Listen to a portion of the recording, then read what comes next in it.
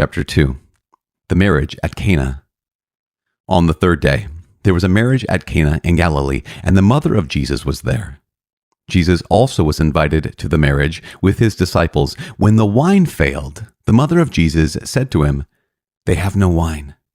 And Jesus said to her, "O woman, what have you to do with me? My hour has not yet come."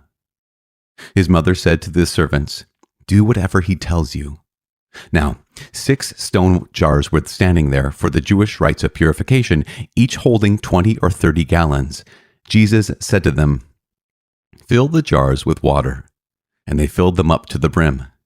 He said to them, "Now, draw some out and take it to the steward of the feast."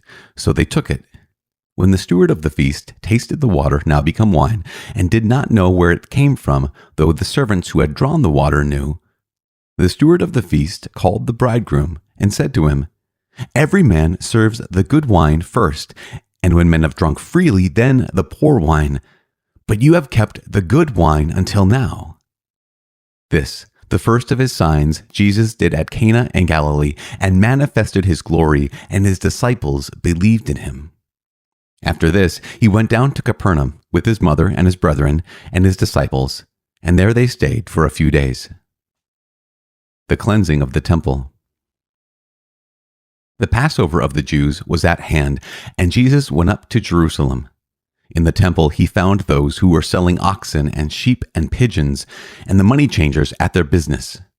And making a whip of cords, he drove them all with the sheep and the oxen out of the temple, and he poured out the coins of the money changers and overturned their tables. And he told those who sold the pigeons, "Take these things away. You shall not make my Father's house a house of trade." His disciples remembered that it was written, "Zeal for your house will consume me." Then the Jews said to him, "What sign have you to show us for doing this?" Jesus answered them, "Destroy this temple, and in 3 days I will raise it up."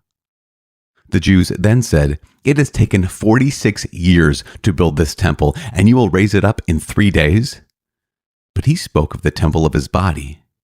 When therefore he was raised from the dead, his disciples remembered that he had said this, and they believed the scripture and the word which Jesus had spoken. Now, when he was in Jerusalem at the Passover feast, many believed in his name when they saw the signs which he did.